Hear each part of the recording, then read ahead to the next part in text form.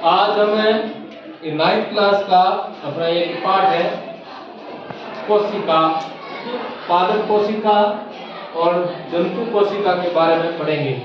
वैसे कोशिका की खोज रॉबर्ट हुक ने की थी और 1664 के अंदर। इसके बाद एवी लीवेनहॉक ने जीवित कोशिका पादप के अंदर रखी थी और जीवित कोशिका को देखा। उसके बाद में कोशिका सिद्धांत शिल्टन और सेवान जो दो साइंटिस्ट थे 1838 और 1839 में, तो उन्होंने कोशिका सिद्धांत दिया था। और कोशिका सिद्धांत में उन्होंने कहा कि एक कोशिका का निर्माण पूर्ववर्ती कोशिका से होता है और एक कोशिका में वह समता होती है, एक कोशिका में वो समता होती है जिससे संपूर्ण कोशिका का निर्माण होता है। उसके बाद में पुरकेंद्रीय साइंटिस्ट ने जीवदरी की खोज की थी और इसके बाद में कोशिका की जो वास्तविक कोशिका पादप कोशिका को देखा। तो हम पादप कोशिका और जंतु कोशिका के बारे में सामान्य जो अपना अध्ययन करते हैं उसके बारे में।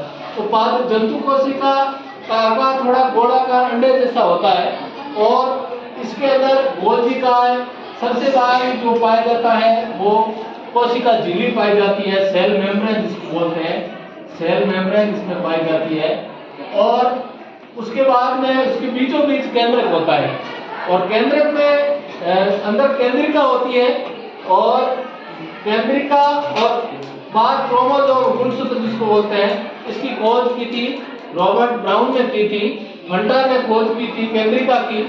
और केंद्रक में समता होती है जो पूरी कोशिका को कंट्रोल करता है केंद्रक। और इसमें माइटोकॉन्ड्रिया होता है, दोहरी झिल्ली युक्त माइटोकॉन्ड्रिया जिसमें स्वयं का डीएनए होता है और इसमें गोल्जी कार्य होता है, गोल्जी बॉडी। और केंद्रक के जिस पास में अंतःप्रदवी तालिका, अंतः एंडोप्लाज्मिक रेटिकुलम पाया जाता है। इसके दो भाग होते हैं, एक चिकनी अंतःप्रदवी तालिका, एक खुरदरी अंतःप्रदवी तालिका। दो तालिका पाई जाती है इसमें, खुरदरी और चिकनी अंतःप्रदवी, जिसमें राइबोसोम होता है उसमें अंदर राइबोसोम जिसमें पाया जाता है उसमें खुरदरी ईआर में लिखा है एंडोप्लाज्मिक रेटिकुलम। दूसरी होती है चिकनी अंतःप्रदवी जालिका। दूसरा एक होता है लाइसोसोम होता है, इसके अंदर लाइसोसोम पाया जाता है। लाइसोसोम्स बहुत सारे एंजाइम उपलब्ध होते हैं जिसको सुसाइड ऑफ बैक्स बोलते हैं।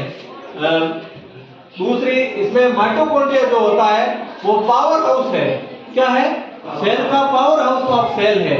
ये एक प्रकार से पूरी कोशिका में एनर्जी देता है। ये माइटोकॉन्ड्रिया इसमें पाया जाता है।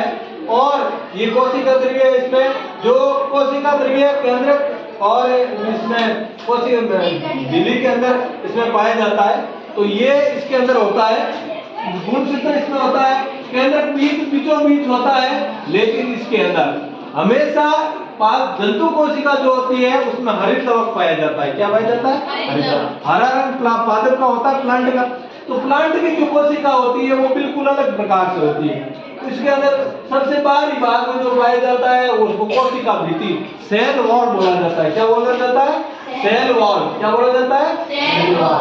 तो पादप कोशिका इसमें बहुत बड़ी एक रिक्तिका होती है, कोशिका सेल बोलते हैं इसको। इसमें कोशिकी रस पाया जाता है। बड़ी आकार की होने से कारण इसका जो केंद्र होता है एक तरफ पाया जाता है, लेकिन जंतु कोशिका में केंद्र बीचों बीच होता है क्योंकि इसमें रिक्तिकाएं बहुत छोटी छोटी होती है। दूसरा इसके अंदर जो अंदर होता है हरितलवक का, हरितलवक में ग्रेना थेरोकोइड्स पाया जाता है, इसी के अंदर माइटोकॉन्ड्रिया पाई जाती है, राइबोसोम इसमें पाए जाते हैं, गोल्जी बॉडी पाई जाती है। लेकिन इसमें जो तारक कार्य पाया जाता था वो तारक कार्य इसके अंदर नहीं है। ठीक है ना?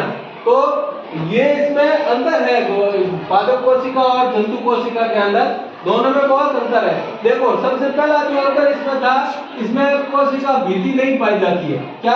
कोशिका भित्ति तो इसमें कोशिका भित्ति नहीं पाई जाती है, नहीं पाई जाती है। इसमें कोशिका भित्ति पाई जाती है। क्या है?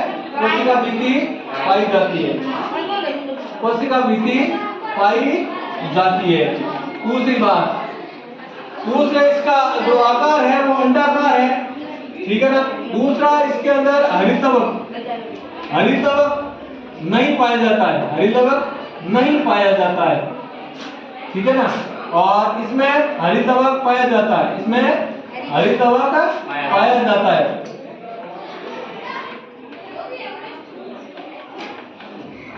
ठीक है ना।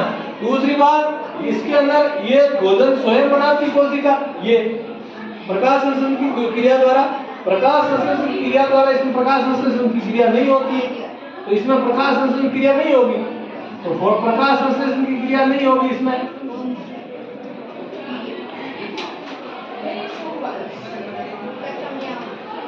नहीं होती है, इसमें प्रकाश संश्लेषण की क्रिया होती है।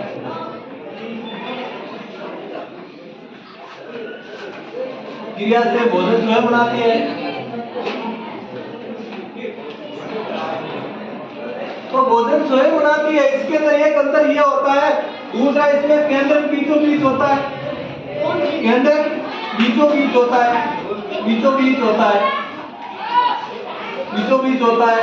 इसमें केंद्रक एक तरफ होता है, केंद्रक एक तरफ होता है।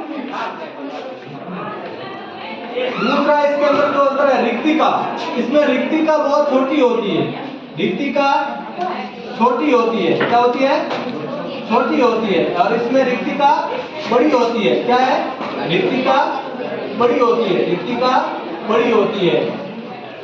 तो ये सारे कोशिकांग है। कोशिका के अंदर दो प्रकार की कोशिका है, एक का नाम है प्रोकैरियोटिक्स कोशिका, दूसरी का नाम है यूकैरियोटिक्स कोशिका। प्रोकैरियोटिक्स जैसे बहुत न्यूनतम जो है उसके अंदर प्रोकैरियोटिक्स कोशिका पाई जाती है, बहुत ही न्यूनतम जो कोशिका होती है उसके अंदर ये कोशिका पाई जाती है। तो बहुत छोटी जो बैक्टीरिया वगैरह उसके अंदर जो कोशिका होती है प्रोकैरियोटिक्स बहुत छोटी कोशिका होती है, जो आंखों से दिखाई नहीं देती है, उसके अंदर पाई जाती है। एक ही क्रोमोसोम होता है, प्रो मतलब बहुत म्यू के 0.05 म्यू जो इसका छोटा आकार होता है, इसका आकार बड़ा होता है। इसमें कोशिकांग इतने विकसित नहीं होते हैं, केवल न्यूक्लियोलस पाया जाता है। इसमें कोशिकांग यूकैरियोटिक्स जो होता है ना, यूकैरियोटिक्स उसके अंदर ये सारे यूकैरियोटिक्स में आते हैं, उसके अंदर सेल ऑर्गेनिल्स जो पाए जाते हैं वो वेल डेवलप्ड है, बहुत ही विकसित है इसके अंदर। तो ये आपको जंतु कोशिका और पादप कोशिका दोनों का अंतर एक प्रकार से आना चाहिए। जंतु कोशिका जो जंतुओं में पाई जाती है, पादप कोशिका जो पादपों में पाई जाती है, इसमें बहुत सारे अंतर है। लेकिन अपना 9th क्लास स्टैंडर्ड के अंदर अपन सिंपल ही अपन को जानकारी होनी चाहिए, बहुत सरल चीजें हमको पता होनी चाहिए। जैसे इसका एक आकार है, इसका आकार है, देखो आप जैसे चित्र देखोगे वैसे ही हो जाएगा। जैसे रिक्तिका का आकार के अनुसार ही ये इसका अंदर हो जाएगा। तो जैसे आप चित्रों को देखकर उसमें अंतर बता सकते हो, जैसा इसमें चित्र है उसी आकार से आप अंतर को तय कर सकते हो। तो आज मैंने पढ़ाया पादप कोशिका और जंतु कोशिका में आपको अंतर।